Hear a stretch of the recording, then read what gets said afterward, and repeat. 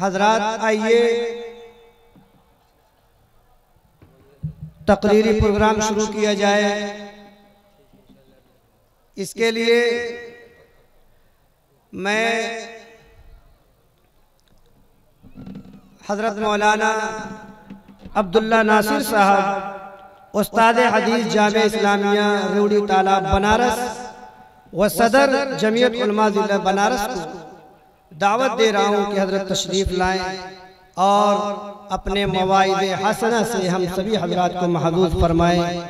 न पूछो गुफ्तगू में क्या असर रखता है वो, न पूछो गुफ्तगू में क्या असर रखता है वो, संग दिल को मोम करने का हुनर रखता है वो।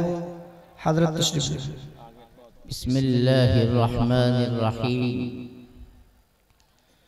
अल्हम्दुलिल्लाहि नहमदुहु व नस्तईनुहु व नस्तगफिरुहु व नु'मिनु बिही व नतवक्कलु अलैहि व नऊज़ु बिल्लाहि मिन शुरूरि अनफुसिना व मिन सय्यिआति अअमालिना। मन यहदिहिल्लाहु फला मुज़िल्ल लहु व मन युज़लिलहु फला हादिय लहु। व नशहदु अन ला इलाहा इल्लल्लाहु वहदहु ला शरीका लहु व नशहदु अन्न सय्यिदना व शफीअना व हबीबना व मौलाना मुहम्मदन अब्दुहु व रसूलुहु सल्लल्लाहु अलैहि व अला आलिहि व अस्हाबिहि व बारक व सल्लम तस्लीमन कसीरन कसीरा। अम्मा बअद फ़अऊज़ु बिल्लाहि मिनश शैतानिर रजीम। बिस्मिल्लाहिर रहमानिर रहीम। यरफ़इल्लाहुल्लज़ीना आमनू वल्लज़ीना ऊतुल इल्म दरजात। व अन इब्न मसऊद रज़ियल्लाहु तआला अन्हु क़ाल क़ाल नबी सल्लल्लाहु अलैहि वसल्लम इस्तहयू मिनल्लाहि हक़्क़ल हया। क़ालू इन्ना नस्तहयी मिनल्लाहि वल्हम्दुलिल्लाह। क़ाल इन्नमा हक़्क़ल हया अन तहफ़ज़ल बत्न व मा हवा व तहफ़ज़र रअस व मा वआ व ततज़क्करल मौत वल बिला व मन अरादल आखिरत तरक ज़ीनतद दुनिया। मन फ़अल ज़ालिक फ़क़द इस्तहया मिनल्लाहि हक़्क़ल हया। सदक़ल्लाहुल अज़ीम व सदक़ रसूलुहुन नबियुल करीम व नहनु अला ज़ालिक लमिनश शाहिदीन वश्शाकिरीन वल्हम्दुलिल्लाहि रब्बिल आलमीन। स्टेज पर तशरीफ फरमा हज़रात उलमाए किराम, पूरा मारूफ की शरीफ अवाम, नौजवानों, प्यारे बच्चों, जहाँ तक मेरी आवाज़ जा रही है, सारे हज़रात सामिईन, एक बात तो पहले बड़ी वजाहत के साथ समझ लें कि ये मजमा और ये मजलिस ये किसी मुशायरे और कव्वाली की मजलिस नहीं है,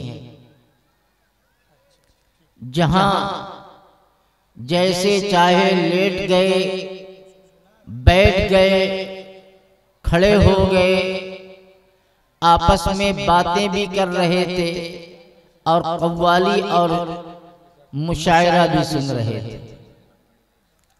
मेरे अजीजों, मेरे बुजुर्गों,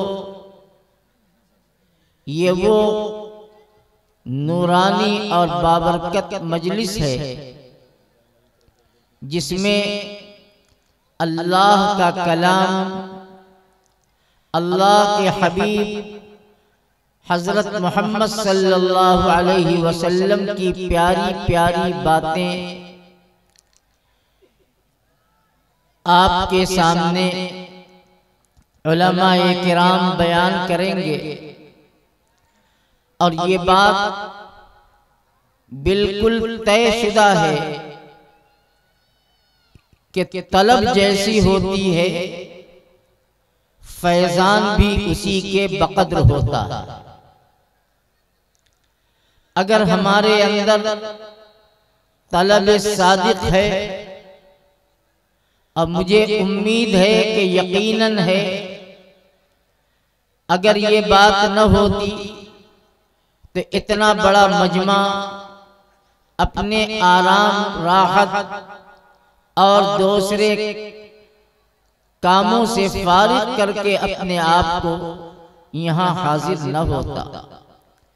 इसलिए मेरे भाइयों, मेरे अजीजों, ऐसा माहौल बनाएं कि कम अज कम हमारा जाहिर ही ये सब बता दे कि हम सच्ची तड़प लेकर, सच्ची तलब लेकर और एक प्यास लेकर आज के इस बाबरकत मजलिस में आए हैं। हो सकता है कि हक़ ताला शानहू कहने वाले की जुबान से आपकी तवज्जो और तलब को देखते हुए कुछ ऐसी मुफीद बातें कहलवाए जो कहने वाले के लिए भी और सुनने वाले के लिए भी मुफीद और नाफिअ तर साबित हो जाए। मेरे भाइयों, मैंने आपके सामने अल्लाह के किताब की एक आयत और जनाब रसूलुल्लाह सल्लल्लाहु ताला अलैहि वसल्लम का बड़ा मुबारक और कीमती इरशाद पेश किया है। और मैं कोशिश यही करूँगा कि मुख्तसर अंदाज में इस मौजू से मुताल्लिक़ कुछ गुजारिशात आपके सामने पेश करूँ। आयत करीमा जो ईमान और इल्म की अहमियत को बतलाती है, अल्लाह जल्ल शानहू इरशाद फरमाते हैं, या इनके यरफ़इल्लाहुल्लज़ीना आमनु वल्लज़ीना ऊतुल इल्म दरजात। अल्लाह ताला ईमान वालों को और उन लोगों को जिनको अल्लाह ने इल्म की दौलत अता फरमाई है, इनके मकाम को बहुत बुलंद फरमाते हैं। इल्म से मुराद इल्म नबूवत है, इल्म शरीयत है कि जिनको अल्लाह ने इल्म की दौलत अता फरमाई ईमान के बाद, तो इल्म ये वो माबिहिल इम्तियाज है कि जिसकी बुनियाद पर अल्लाह जल्ल जलालहू दुनिया के अंदर भी मकाम और आखिरत के अंदर भी सुरखरुई से माला माल फरमाते हैं। इल्म की अहमियत हमेशा से रही है और हमेशा बाकी रहने वाली है। और ये आयत करीमा इल्म के ताल्लुक से इस कदर अहमियत वाली है कि हजरत इमाम बुखारी रहमतुल्लाह अलैह ने अपनी किताब में जहां किताबुल इल्म का उन्वान कायम फरमाया है, उसके बाद सबसे पहले इसी आयत का जिक्र फरमाया और उसके बाद इल्म और उलमा की फजीलत को बयान फरमाया। गोया इस बात की तरफ इशारा फरमा दिया कि इल्म ये अल्लाह जल्ले जलालहू व अम्मा नवालहू की वो अजीम नेमत है कि जिसकी बुनियाद पर हम अपनी दुनिया और अपनी आखिरत को बना सकते हैं। इल्म ही वो दौलत है जिसके जरिए हमें अल्लाह की मारिफत, अल्लाह की मोहब्बत, अल्लाह की खशियत हासिल हो सकती है।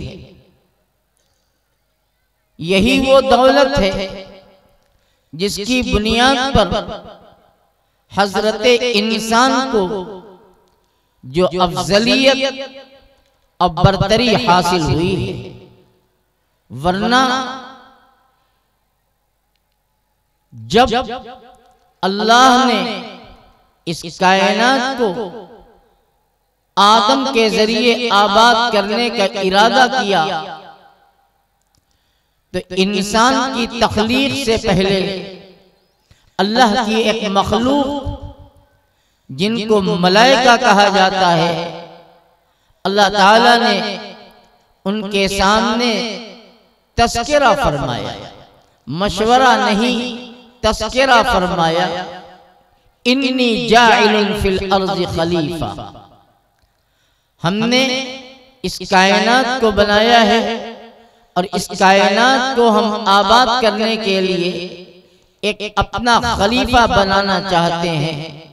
फरिश्तों ने हक ताला से कहा कि हम मौजूद हैं, हम आपकी तस्बीह, हम आपकी तहलील, हम आपकी तकदीस, आपकी बंदगी और इबादत करते हैं।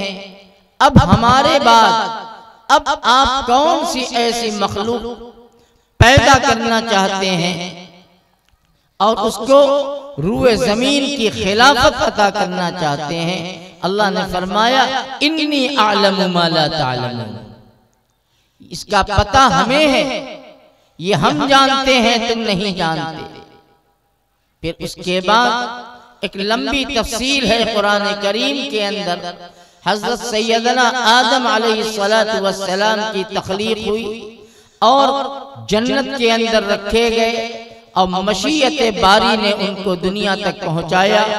हजरत आदम को मलाइका पर जो फौकियत हासिल हुई, वो बरतरी हासिल हुई, वो इल्म की बुनियाद पर। वो इल्म था जिसकी बुनियाद पर फरिश्तों पर भी उनकी अफजलियत और बरतरी को हक ताला ने मुबरहन कर दिया, जाहिर कर दिया और मुदल्लल कर दिया। मेरे भाई, ये इल्म वो दौलत है। कुरान करीम में अल्लाह जल्ले शानहू फरमाते हैं इन्नमा यख्शल्लाह मिन इबादिहिल उलमा।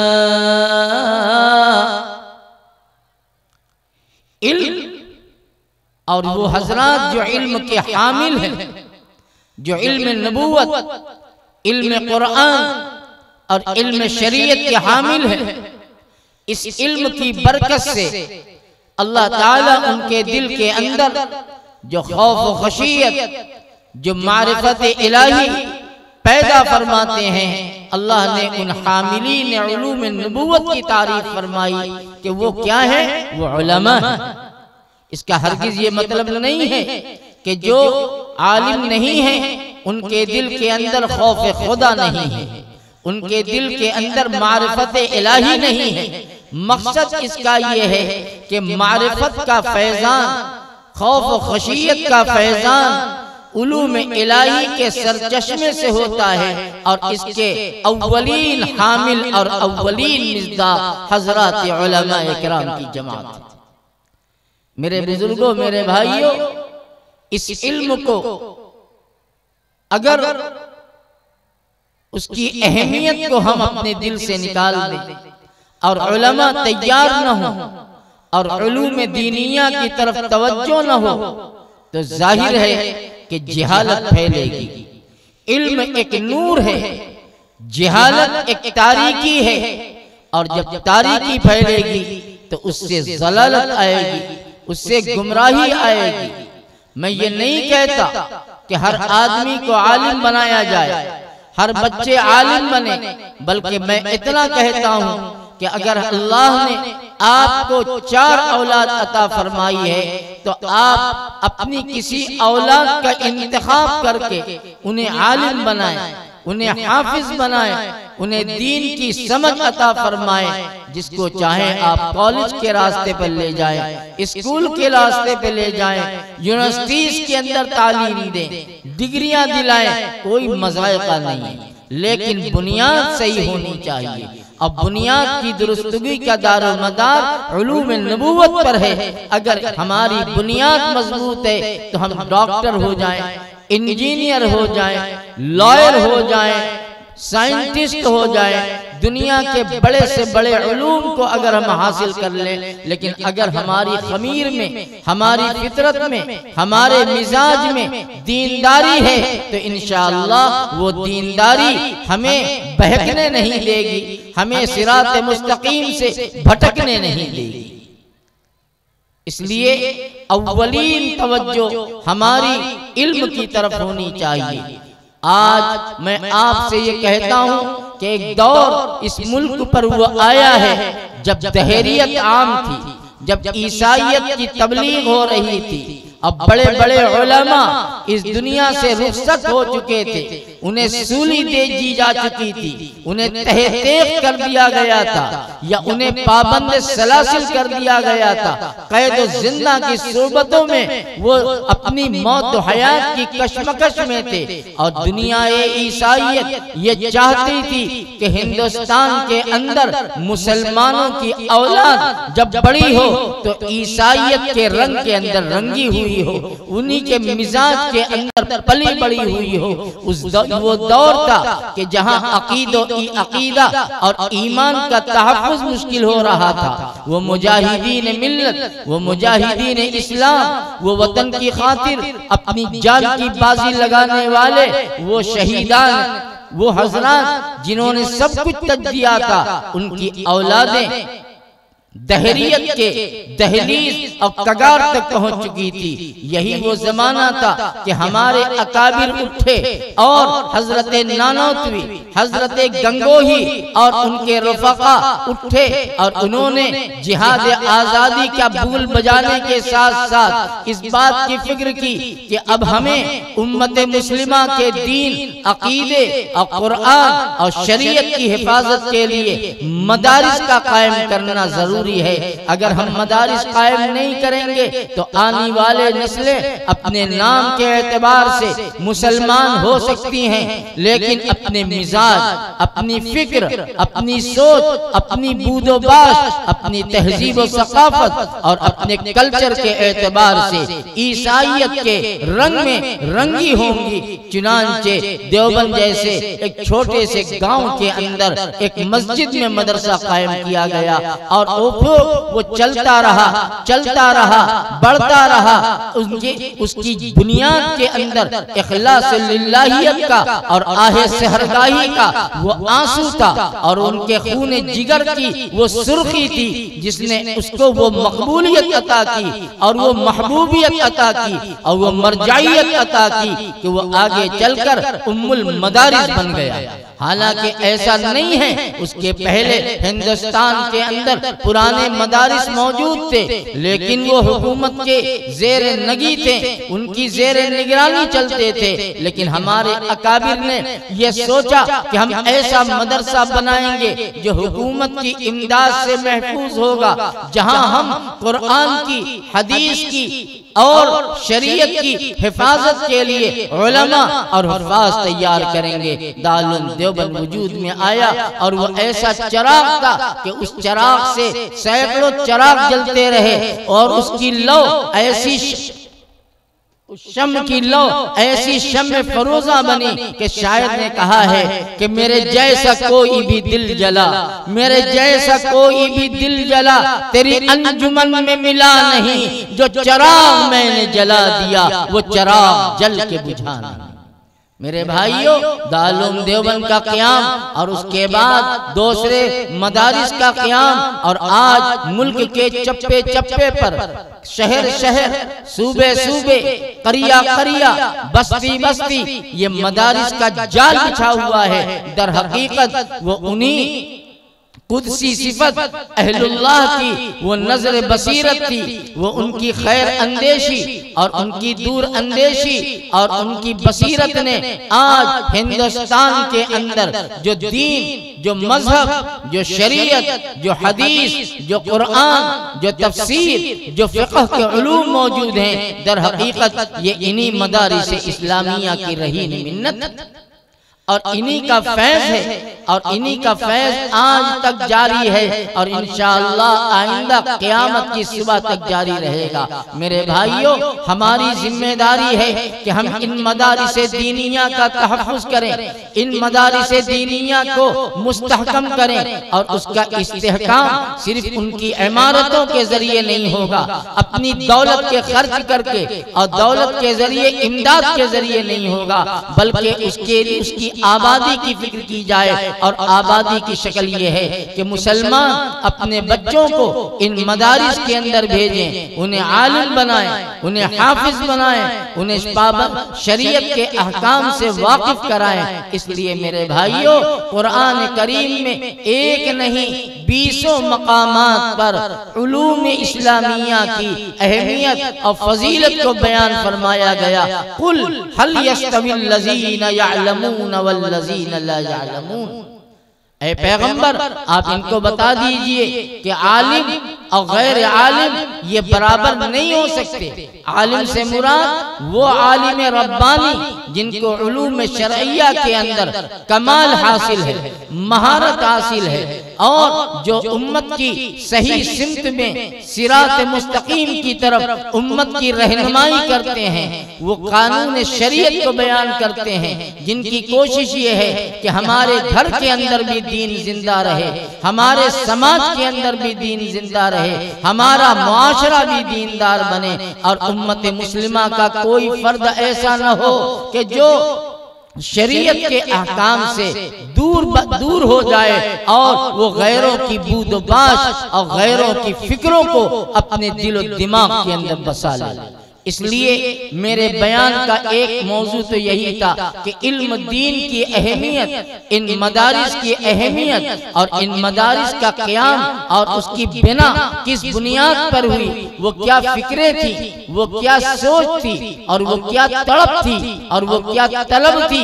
मैं आपको एक वाक़या सुनाऊं कि सैयदुत ताइफ़ा हजरत हाजी इमदादुल्लाह मुहाजिर मक्की, जो उलमाए देवबंद के काफिले के सालार हैं, जो सबके शेख हैं, वो हिंदुस्तान से हिजरत करके मक्कतुल मुकर्रमा चले गए और यहाँ उनके तलामजा, उनके मुतवस्सिलीन और उनके मुरीदीन ने अल्लाह की मदद से दारुल देवबंद की बुनियाद कायम की, मदरसे की शुरुआत की। तो जब शुरुआत हुई तो यही हजरत गंगोही और हजरत नानोतवी और उनके रफ़क़ाए कार ने हजरत हाजी साहब रहमतुल्लाह अलैह को मक्कतुल मुकर्रमा के अंदर खबर कराई कि हजरत, हमने हिंदुस्तान के जिला सहारनपुर के कस्बा, छोटे से कस्बा देवबंद में एक मदरसा कायम किया है और उसमें तलबा आकर दीन को, कुरान को, हदीस को, फिक़्ह को, शरीयत इस्लामी शरइया को सीखेंगे। हजरत हाजी साहब नव्वरल्लाहु मरकदह को जब इसकी इत्तला पहुंची कि देवबंद के अंदर ये मदरसा कायम हुआ है जिसमें तालिबान उलूम शरइया आएंगे और उनके असातिज़ा और अकाबिर उनको पढ़ाएंगे, हजरत हाजी साहब ने ये नहीं कहा सुभान अल्लाह बहुत अच्छा काम किया, माशाअल्लाह बहुत बड़ा काम किया। हजरत हाजी साहब का जवाब आता है और जवाब में क्या फरमाते हैं कि सुभान अल्लाह, आप कहते हैं कि हमने कायम किया, यहाँ रोते रोते जमीन को तर्क कर दिया हमने और रोते रोते अल्लाह के आगे आंसू बहाते बहाते जमीन नम हो गई और कहते हो कि हमने कायम किया। मेरे भाइयों, मेरे बुजुर्गों, इन मदारिस के पीछे जो रूहानियत है, जो इखलास लिल्लाहियत है कि आज इस पुरआशोब दौर में जबकि कदम कदम पर रोड़े हैं, कदम कदम पर नफरतें हैं, कदम कदम पर बुग़्ज़ इनाद है, इस्लामी शायर को मलियामेट किया जा रहा है, इस्लामी पहचान को खुरच खुरच कर फेंका जा रहा है, बुलडोज किया जा रहा है, मुनहदिम किया जा रहा है, खाने खुदा भी नहीं बच रहा, मदारिस भी नहीं बच रहे, मसाजिद के गुंबद और मीनार से आसदाए तकबीर की आवाज को बंद करने की कोशिश की जा रही है। लेकिन तमाम के तमाम ये साजिशें, ये तमाम की तमाम नापाक तदबीरें, ये तमाम के तमाम नफरतें इंशाअल्लाह ये इनका मुंह काला होगा, ये बर्बाद होंगे, ये गायब खासिर होंगे और अल्लाह का दीन कल भी चमका है, आज भी चमक रहा है, इंशाअल्लाह सुबह क़यामत तक चमकता रहेगा। बस जरूरत इस बात की है कि अगर हम मुसलमान हैं तो इस्लाम की अजमत, इस्लाम की अहमियत और दीन की अहमियत, मदारिस की अहमियत हमारे दिलों के अंदर आ जाए और हम इनको कद्र की निगाह से देखें, मोहब्बत की निगाह से देखें। आज मैं कहता हूँ कि मुसलमानों का एक बहुत बड़ा तबका है जिसकी सोच बदल रही है। ये कौन तबका है? ये वो तबका है जो यूनिवर्सिटीज के अंदर परवान चढ़ा है, ये वो तबका है जो मिशनरी के स्कूलों के अंदर पढ़कर अब पलकर बड़ा हुआ है। उसकी सोच ये है कि क्या जरूरत है मदारिस को कायम करने की, क्या जरूरत है मसाजिद को बनाने की, जरूरत है कि कॉलेजेस बनाए जाएं, यूनिवर्सिटियां बनाई जाएं, स्कूल बनाए जाएं, हॉस्पिटल बनाए जाएं। उन्हें पता नहीं है, वो भोले हैं, वो भोले हैं, उन्हें पता नहीं है कि आज इस मुल्क हिंदुस्तान के अंदर शरीयत मोहम्मदिया का जो चिराग जल रहा है और चिराग जल नहीं रहा है बल्कि उसकी शम में फरोजा बन करके एक चिराग से हजारों चिराग जलाए जा रहे हैं। हमारे दीन की हिफाजत की जा रही है, हमारे मजहब की हिफाजत की जा रही है, हमारे अकीदे को बचाया जा रहा है। वरना अगर आज ये न होता, जो नई फिक्रें परवान चढ़ रही हैं, वो कहती हैं, मैं आपसे कहता हूँ, मुझसे बराह रास्त एक पढ़े लिखे साहब ने कहा कि ये ज़कात की रकम ये क्यों मदारिस को दी जाती है, क्यों मकातिब को दी जाती है, क्यों इनको देते हैं। इन रकमों को इकट्ठा किया जाए और उनके जरिए स्कूल बनाए जाए, मेडिकल कॉलेज बनाया जाए, हॉस्पिटल बनाया जाए और खल्क़ खुदा की खिदमत की जाए और उनको उनका सहारा बना जाए। मैंने उनको जो जवाब दिया वो दिया, मुझे जवाब सुनाना मकसद नहीं है, मुझे आपको ये सुनाना मकसद है कि ये वही पौध है, ये वही नस्लें हैं जो ऐसे माहौल के अंदर पली हैं, ऐसे माहौल के अंदर बढ़ी हैं कि आज उनकी नजरों में ये मदारिस की पुरानी दरसगाहें, उनके टूटे फर्श आज उनकी अहमियत नहीं है। आज वो कुर्सी, मेज और वो कर्रोफर, वो आन बान को देखना चाहते हैं। मेरे भाइयों, ये जान लो कि दीन से बढ़कर, मजहब से बढ़कर, अकीदे से बढ़कर कोई चीज नहीं हो सकती। मेरी जिंदगी का मकसद, याद रखो मेरी बात को, ये चीज अपने दिलों में उतार लो कि मेरे जिंदगी का मकसद तेरे दी की पासबानी, मैं इसीलिए मुसलमान, मैं इसीलिए नमाज़ी। दीन असल है, मजहब असल है, अकीदा असल है, हमारा कुरान हमारा सब कुछ है, हदीस रसूलुल्लाह सब कुछ है, फिक्ह है, फिक्ही जुज़ियात ये हमारे मजहब और सिरात मुस्तकीम और अल्लाह की खुशनुदी और अल्लाह की मोहब्बत, हक ताला का तकर्रुब और खशियत और मारिफत और खौफ खुदा का ये बुनियादी पावर है जहां से हमें ये चीज मिलती है। इसलिए मेरे भाइयों, दुनिया क्या सोच रही है, दुनिया क्या कह रही है, लेकिन आप ये अपनी जड़ को मजबूत करें, इन मदारिस को मजबूत करें, मदारिस को आबाद करें।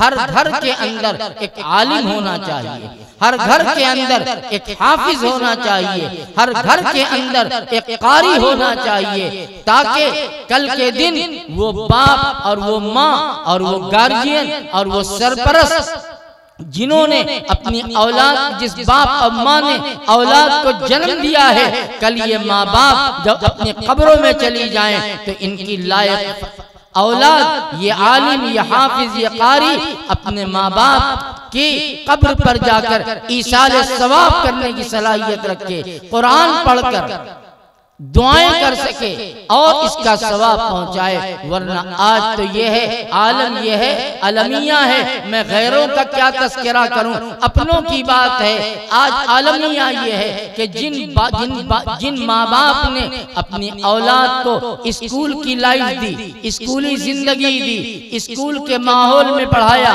वो एमए बन गए, वो बीए बन गए, वो डॉक्टरेट की डिग्री ले ली, उन्होंने थीसिस और पीएचडी कर ली और दुनिया के अंदर उनको आला दर्जे की सर्विस मिल गई, लाखों लाख रुपया महीना मिल गया, 2500 लाख सालाना पैकेज पाते हैं। लेकिन वही बाप और वही भाई और वही माँ जिन्होंने अपनी औलाद को स्कूल के रास्ते पर लगाया था और स्कूल की तालीम दिया था, जब वही बाप अपनी आंख बंद करता है और बाप का जनाजा उठने वाला होता है, तो वही औलाद जो डॉक्टरेट करके बड़ी बड़ी डिग्रियां लेकर बैठी है और आला कंपनी के अंदर आला पैसे की सर्विस करती है, वो इतनी सलाहियत नहीं रखती कि अपने मरे हुए बाप को गुस्ल दे सके, अपने मरे हुए बाप को कफन पहना सके। और जब जनाजा उठता है और नमाज पढ़ने का नंबर आता है तो वही औलाद कहती है, मौलवी साहब आप जनाजा पढ़ लीजिए, मैं पीछे बैठा हूं। ये मैं आपको कोई अफसाना नहीं सुना रहा हूं, कोई अलिफ लैला की दास्तान नहीं सुना रहा हूं। ये हकीकत है कि अगर हमने अपनी औलाद को दीन न पढ़ाया, कुरान न पढ़ाया, सुन्नत का इल्म न दिलवाया, तो यही होगा कि कल हमारी आंख बंद होगी और फिर वो हमारी औलाद इस लायक भी नहीं होगी कि 4 तकबीर के साथ जनाजे की नमाज की दुआ और दरूद पढ़ सके। इसलिए कि हमने उनको स्कूल की लाइफ दी, हमने उनको कॉलेज का राह दिखलाई और फिर उसके बाद वो बड़े हो गए, 18, 20 साल, 25 साल के हो गए, शादी के लायक हो गए, शादी कर दी और फिर वही पढ़े लिखे लोग पढ़ी लिखी लड़की चाहते हैं और जब शादी हो गई वो कहीं चले गए, किसी कंपनी के अंदर उनकी सर्विस लग गई। अब बूढ़ा बाप तक रहा है कि मेरा लाडला आ जाता, हम बुढ़ापे के अंदर हम उसको एक नजर देख लेते। मैं आपको बताता हूँ, ये सच्चाई बताता हूँ, ये बनारस का वाकया सुनाता हूँ कि बाप माँ बूढ़े हो गए, औलाद अमेरिका में अच्छी सर्विस में है, कनाडा में है, इंग्लैंड में है। वो बाप कहता है कि बेटे आ जाओ, हम बूढ़े हो गए, माजूर हो गए, मेरी खिदमत करो, यहाँ बिजनेस करो। औलाद टका सा जवाब देती है कि पापा, अब तो पापा और डैडी ना चलता है, पापा मेरे पास फुर्सत नहीं है, मेरी सर्विस इजाजत नहीं देती कि हम बनारस आ जाएं और आपकी खिदमत करें, आप किसी मुलाजिम के जरिए खिदमत करा लीजिए, मैं पैसा भेज दूंगा, आप नौकर रख लीजिए और खानसामा रख लीजिए, घर के में कोई औरत रख लीजिए जो माँ की खिदमत करे। मेरे भाइयों, ये नतीजा क्या है कि हमने कुरान का इल्म नहीं हासिल किया। माँ का मकाम, बाप का मकाम क्या है, उनका एहतराम क्या है, औलाद की जिम्मेदारी क्या है। हमने अगर उनको दीनदार बनाया होता तो आज दिल को चीर देने वाला और दिल को खून कर देने वाला ये जवाब सुनने को ना आता। इसलिए मेरे भाइयों, जिस दौर में हम जी रहे हैं, उम्मत का एक बहुत बड़ा तबका ऐसा है जो इस फिक्र के अंदर आगे बढ़ रहा है। लेकिन आप कह दीजिए और आप ये बता दीजिए कि कुछ भी हो जाए, कुछ भी हो जाए, हम अपने मजहब से कल भी जुड़े थे, आज भी जुड़े हैं और जिंदगी की आखिरी सांस तक हम जुड़े रहेंगे। दुनिया क्या कहती है, दुनिया क्या सोचती है, दुनिया क्या चाहती है, हमें उससे कोई मतलब नहीं है, बल्कि हमारा दीन, हमारा मजहब, हमारी शरीयत, हमारे नबी की जिंदगी, हमारे अकाबिर अहलुल्लाह की का तर्ज जिंदगी, यही हमारे लिए हमें दुनिया के अंदर भी सुरखरू करेगा और अल्लाह के दरबार के अंदर भी उसी के जरिए से हमें सुरखरूई मिलेगी, अल्लाह की जन्नत मिलेगी। शायर ने कहा था, जमाना कर रहा है दुआ तरक्की की, जमाना कर रहा है दुआ तरक्की की, तुझे तेरा ओहदे कोहनी पेशे नजर है नक्शे कफे पाए मुस्तफा, पेशे नजर है नक्शे कफे पाए मुस्तफा, चलता नहीं मैं वक्त की रफ्तार देखकर। क्या सोच रही है आज पढ़े लिखे लोग जिन्होंने बड़ी बड़ी डिग्रियां और यूनिवर्सिटीज के अंदर बहुत बड़े बड़े थीसिस करके डॉक्टरेट की डिग्री पा गए हैं, आज उलमा को नाकदरी करते हैं और उलमा को बेहैसियत समझते हैं। उन्हें पता नहीं है कि यही वो उलमा हैं जिन्होंने तुम्हें सही सालिम दुनिया के अंदर बचा रखा है, वरना जिस दिन दुनिया फिस्क फिजूर से और तुग़यान और सरकशी से भर जाएगी, ये निजाम कायनात बाकी न रहेगा, ये दुनिया का निजाम बाकी न रहेगा। ये उलमा हैं, ये सुलहा हैं, ये साहिबे मारिफत हैं, ये ला इलाहा इल्लल्लाह मुहम्मदुर रसूलुल्लाह को अपने दिल की गहराई के अंदर पैवस्त किए हुए लोग हैं कि हक़ ताला ने इस निजाम कायनात को जिंदा रखा। इसलिए मेरे बयान का एक मौजू ये था और उसी मौजू का वो हिस्सा था जो मैंने आपके सामने एक इंतहाई कीमती हदीस सुनाई थी। मैं उसका तर्जमा करूंगा और इस दो आयत और रिवायत का रब्त बयान करके मैं आपसे रुखसत हो जाऊंगा। हजरत सैयदना हजरत अब्दुल्लाह बिन मसऊद रजी अल्लाह ताला अन्हु ने फरमाया कि मदनी आका ताजदार मदीना जनाब मुहम्मदुर रसूलुल्लाह सल्लल्लाहु अलैहि वसल्लम ने एक मौके पर हम लोगों के सामने एक तकरीर फरमाई। आका की तकरीर मिनट 2 मिनट की होती थी, 2 घंटे और 4 घंटे की नहीं होती थी। मिंबर पर तशरीफ ले गए, 2 कलेमात खैर इरशाद फरमा दिए, बस यही खिताब हो गया, यही तकरीर हो गई। फरमाते हैं कि आकाए दो आलम सल्लल्लाहु अलैहि वसल्लम ने एक खिताब फरमाया, एक तकरीर फरमाई, बड़ी मुख्तसर, बड़ी जामे, जिसमें हम लोगों के लिए नसीहत थी और कामयाबी का पैगाम छिपा हुआ था। आपने फरमाया, इस्तहियु मिनल्लाहि हक़्क़ल हया, ऐ लोगों अल्लाह से शर्म करो, अल्लाह से शर्म करो, ऐसी शर्म जैसी अल्लाह से शर्म करनी चाहिए, जो शर्म का हक है। देखो, जो जात जितनी अजीम होती है उसके साथ मुआमला भी उतना अजीम होना चाहिए। अल्लाह से बढ़कर कौन है? वो खालिक है, वो मालिक है, वो राज़िक हैं, वो सब कुछ हैं। अल्लाह ने कुरान में क्या फरमाया? या अय्युहल्लज़ीना आमनुत्तकुल्लाह हक़्क़ तुक़ातिह, ऐ ईमान वालो अल्लाह से डरो। कैसा? जैसा तुम कुत्ते से डरते हो, जैसा तुम बकरी और भेड़ से डरते हो? नहीं नहीं नहीं नहीं, इनकी क्या हैसियत है? ऐसा डरो जैसा खुदा से डरने का हक है। देखो, आदमी अपने बड़े भाई से भी डरता है, अपने पड़ोस से भी डरता है, अपने माँ बाप से भी डरता है, लेकिन डर की नौइयत अलग अलग है। माँ बाप का जो डर होगा और उस डर के अंदर जो एहतराम और ताजीम का पहलू होगा, वो पड़ोसियों के साथ से नहीं हो सकता, वो भाइयों के साथ नहीं हो सकता, वो बहनों के साथ नहीं हो सकता। क्यों? इसलिए कि इस दुनिया में माँ बाप सबसे बड़े हैं। तो अल्लाह के नबी ने फरमाया इस्तहयू मिनल्लाह, अल्लाह से शर्म करो, अल्लाह के शर्म अपने अंदर पैदा करो। कैसी शर्म? हक़्क़ल हया, जैसा खुदा से शर्म करने का हक है। अगली बात से आप समझ जाएंगे कि शर्म का मतलब क्या है।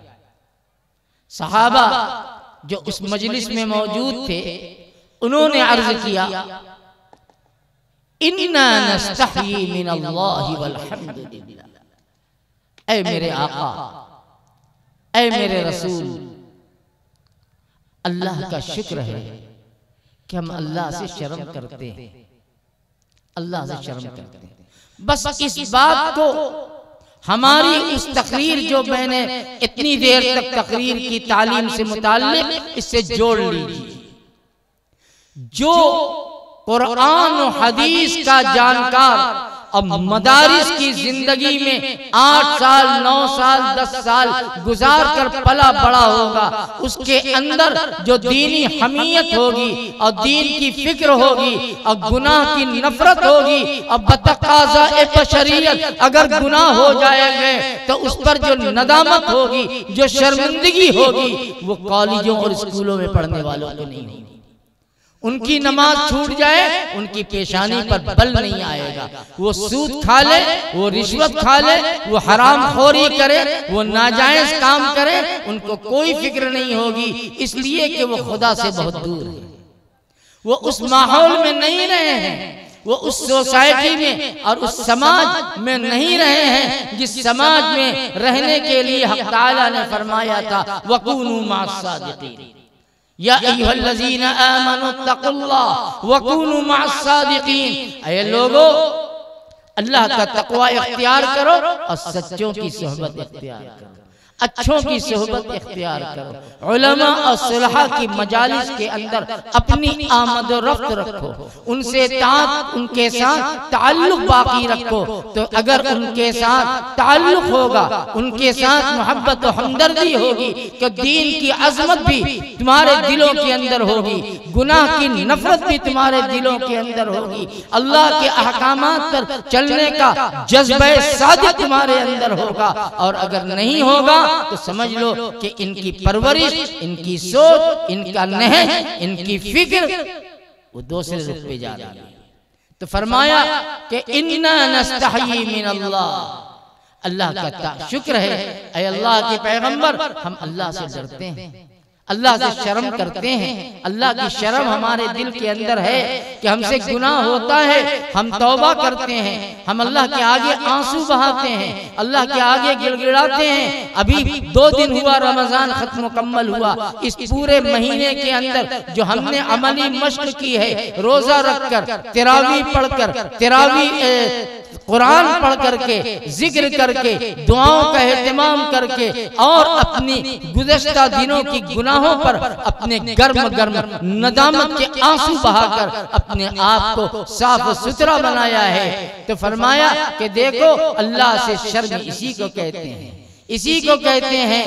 तो उन सहाबा के फरमान पर कि हम अल्लाह से शर्म करते, हुजूर ने फरमाया कि नहीं, अल्लाह के साथ शर्म करने का हक क्या है? आप सल्लल्लाहु ताला अलैहि वसल्लम ने 4 चीजें बताई। मैं बहुत घंटों इस पे बोल सकता हूँ, लेकिन नहीं, बस 4 बातों का खुलासा मैं आपके सामने पेश करूंगा। 4 चीजें बताई।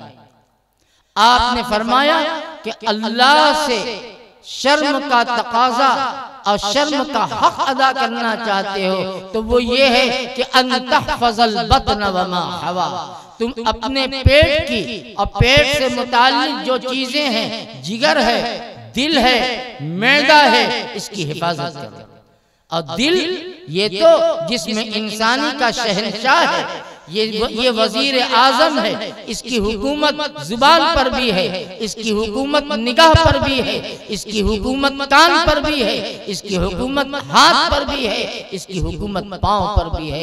यह कल्ब हुक्म देता है कि ये करो तो हम करने लगते हैं। दिल कहता है ये देखो, हम देखने लगते हैं। दिल कहता है ये सुनो तो हम सुनने लगते हैं। इसलिए कि वो शहंशाह है जिसमें इंसानी का, और नबी करीम अलैहिस्सलाम ने साफ साफ बड़ी मशहूर हदीस के अंदर बयान फरमाया। हजरत सैयदना हजरत नुमान इब्न बशीर रजी अल्लाह ताला अन्हु की रिवायत है। हजरत इमाम मुस्लिम ने भी उसे जिक्र फरमाया, इमाम बुखारी ने भी उसको जिक्र फरमाया, इमाम तिर्मिज़ी ने भी उसे जिक्र फरमाया है। लंबी हदीस है जिसका आखिरी टुकड़ा ये है कि अला इन्न फिल जसदि लमुज़गा इज़ा सलुहत सलुहल जसदु कुल्लुहु व इज़ा फसदत फसदल जसदु कुल्लुहु अला वहियल क़ल्ब। इंसान के जिस्म के अंदर गोश्त का एक छोटा सा टुकड़ा है, एक लोतड़ा है। अगर वो सेहतमंद है, अगर वो सही है, उसके अंदर सलाह है, उसके अंदर तक़वा है, उसके अंदर मारिफत खुदाबंदी है, उसके अंदर खौफ खुदा है, तो सारा जिस्म जो है खौफ खुदा की बुनियाद पर हुक्म खुदा पर चलेगा। अगर दिल सही है तो जिस्म सही, आज़ा सही काम करेंगे, हमारी जुबान सही बोलेगी, हमारी नजर सही देखेगी, हमारे कान सही सुनेंगे, हाथ और पांव सही सिमत उठेंगे। इज़ा सलुहत सलुहल जसदु कुल्लुहु व इज़ा फसदत फसदल जसदु कुल्लुहु। हाँ, अगर दिल के अंदर बिगाड़ आ गया, दिल के अंदर फसाद आ गया, दिल के अंदर से दिल के अंदर हुब्बे जा हुब्बे माल आ गई और दीन की मोहब्बत, कुरान की मोहब्बत, शरीयत इस्लामिया की मोहब्बत और शरीयत की अज़मत और अकीदत निकल गई, तो जिस्म के अंदर फसाद आएगा। आँख कभी गुनाह होगा, जुबान कभी गुनाह होगा, कान कभी गुनाह होगा, दिमाग कभी गुनाह होगा। दिमाग का गुनाह यह है कि गलत सोचेगा, फुतूर सोचेगा और मासियत की चीजें दिलो दिमाग के अंदर बैठाकर उसी के अंदर चक्कर काटता रहेगा और याद खुदा से महरूम हो जाएगा।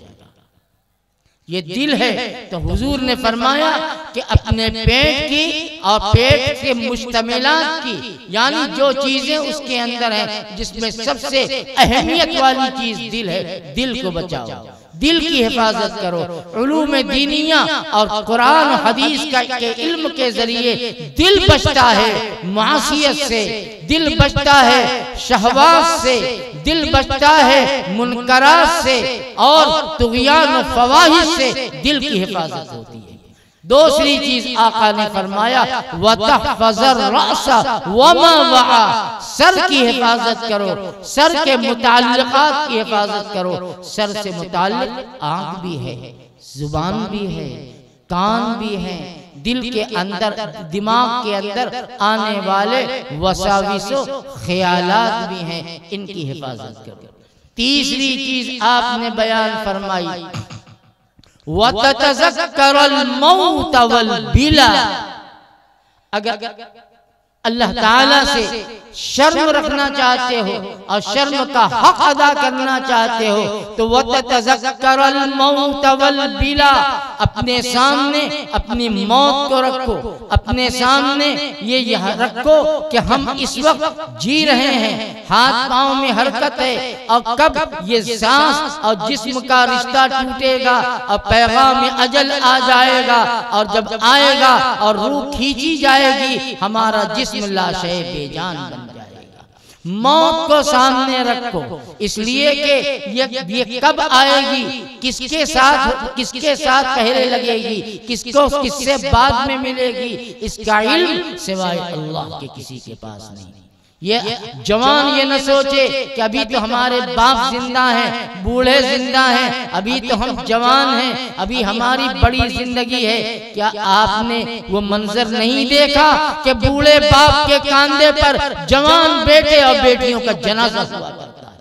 ये निजाम कुदरत है, जगह जी लगाने की दुनिया नहीं है, ये इबरत की जा है, तमाशा नहीं है। दादा मौजूद, दादी मौजूद, जवान पोता चला जाता है दुनिया से। ये मंजर रोज हम अपनी आंखों से देखते हैं। अल्लाह का नबी फरमाता है, अगर अल्लाह किसे शर्म करना चाहते हो और शर्म का हक अदा करना चाहते हो तो तीसरा तरीका ये है कि वह तज़क्करल मौत वल बिला, तुम अपनी मौत को याद करो, अपने जिस्म की इन मजबूत हड्डियों के बोसीदा और कमजोर हो जाने को याद करो, कब्र की मंजिल को याद करो कि ये खूबसूरत सा जिस्म, ये नाज़ नेमत में पलने वाला जिस्म, ये किमखाब और मखमल पे चलने वाला कदम, ये कच्ची मिट्टी के अंदर होगा, कीड़े मकोड़े लगेंगे, सड़ेंगे, गलेंगे, हड्डियां बोसीदा हो जाएंगी और जिस्म के पारे पारे और टुकड़े टुकड़े हो जाएंगे।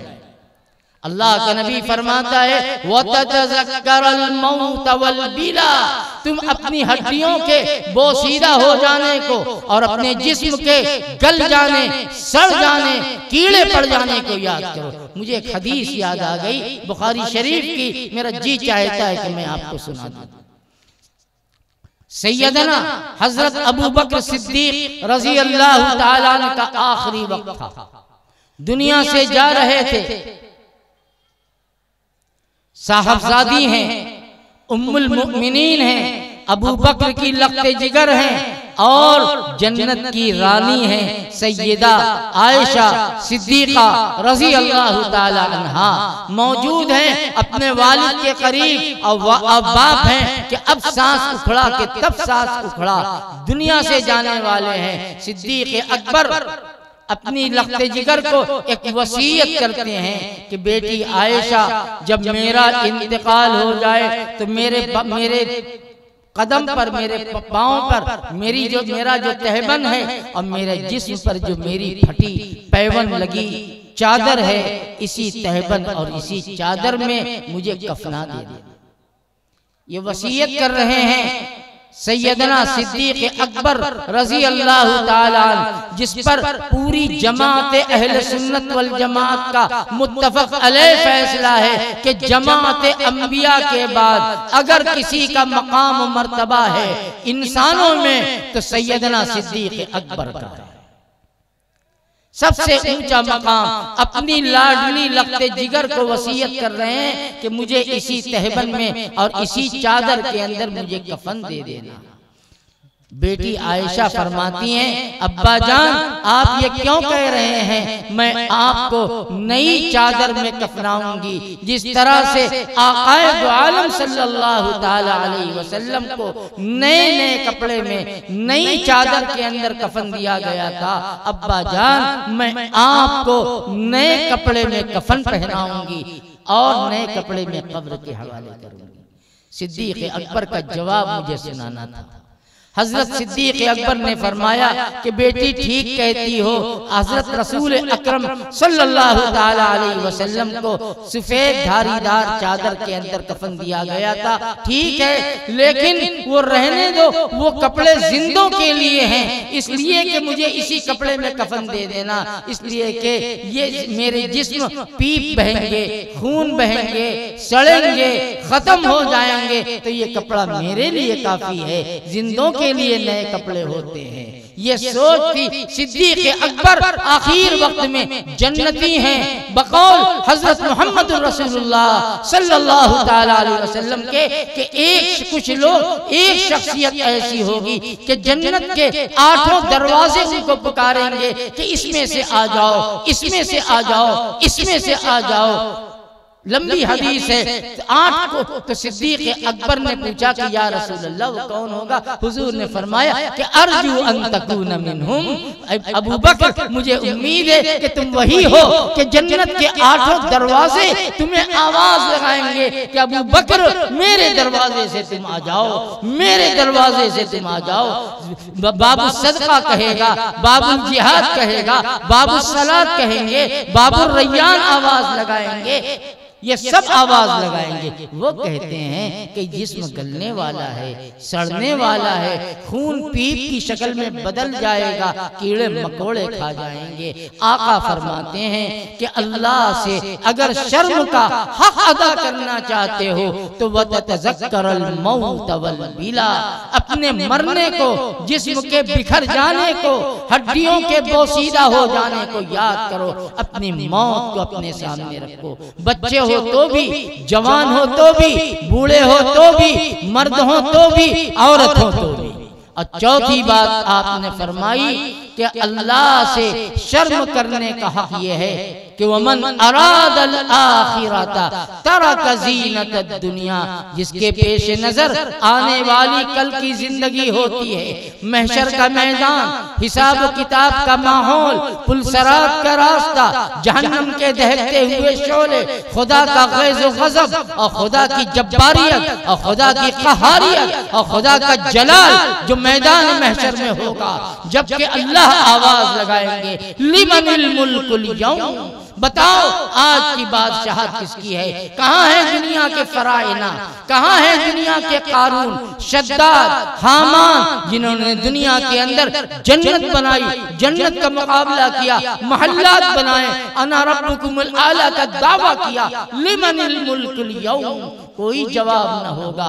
अंबिया व रसूल की जुबानें खामोश, अहले ईमान खामोश, दुनिया के ये बड़े बड़े कर्र फर और सतवत वाले बादशाह खामोश, थर थर कांप रहे होंगे। फिर अल्लाह फरमाएगा लिल्लाहिल वाहिदिल क़हार, वो वही अल्लाह जो अकेला है, जो ताकत वाला है, जो गलबे वाला है, जो कुव्वत वाला है, उसी की सल्तनत कल भी थी, आज भी है वही है। हुवल्लज़ी फिस समाई इलाह व फिल अर्ज़ि इलाह, वही जमीन का भी रब है, वही आसमान का भी रब है, वही चांद सितारों का रब है, इस आलम का भी वही रब है, उस आलम का भी वही रब है। आका फरमाते हैं वमन अरादल आखिरत तरक ज़ीनतद दुनिया, जिसने आखिरत को अपनी मुराद बना लिया, आखिरत उसके पेश नजर रही, फिर दुनिया की चमक, दुनिया की शान, दुनिया की बान, दुनिया का कर्र फर और ये अपने दौलत की नुमाइश, अपने मकान की नुमाइश, अपने लिबास की नुमाइश, अपने शादी ब्याह के मौके पर अपनी दौलत की का दिखलावा, फिर ये चीज पेश नजर नहीं होती, इसलिए कि उसके सामने इस जिंदगी के बाद आने वाली जिंदगी है, उसके सामने उसकी मौत है, खुदा के सामने जवाबदेही का वो एहसास है। वमन अरादल आखिरता तरक ज़ीनतद दुनिया, ये चार बातें आका ने फरमाई। उसके बाद फरमाया मन फ़अल ज़ालिका फ़क़द इस्तहया मिनल्लाहि हक़्क़ल हया, जिसने ये चार सिफात अपने अंदर पैदा कर ली और ये चार कमालात अपने अंदर पैदा कर लिया तो समझ लो कि फ़क़द इस्तहया मिनल्लाहि हक़्क़ल हया, अल्लाह से सच्ची शर्म करने वाला और हया का हक अदा करने वाला वही है। और ये चीज कहाँ से मिलेगी? उलमा की सोहबत से मिलेगी, मदारिस से मिलेगी, मकातिब से मिलेगी, खानकाहों से मिलेगी, दीनी तहरीकात और दीनी मिशन से मिलेंगी। इससे अपने को वाबस्ता कीजिए। बस भाई बहुत शौक से सुन रहा था जमाना, बहुत शौक से सुन रहा था जमाना, हम ही सो गए दास्तां कहते कहते। व आखिर दावाना अनिल हम्दुलिल्लाहि रब्बिल आलमीन।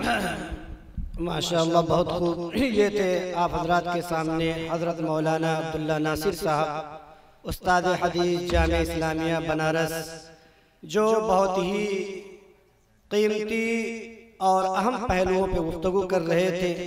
और आखिर में हजरत वाला दामत बरकातहुम ने इस बात की ताकीद की और इस बात पे तंबीह की कि लोगों, मौत से पहले मौत की तैयारी करो। दुनिया में आने के लिए तरतीब है, पहले दादा आता है, फिर बाप आता है, फिर बेटा आता है, लेकिन दुनिया से आखिरत में जाने की कोई तरतीब नहीं। पोता ये न समझे कि पहले दादा जाएंगे, फिर बाप जाएंगे, फिर मैं जाऊंगा, हरगिज़ ऐसा नहीं।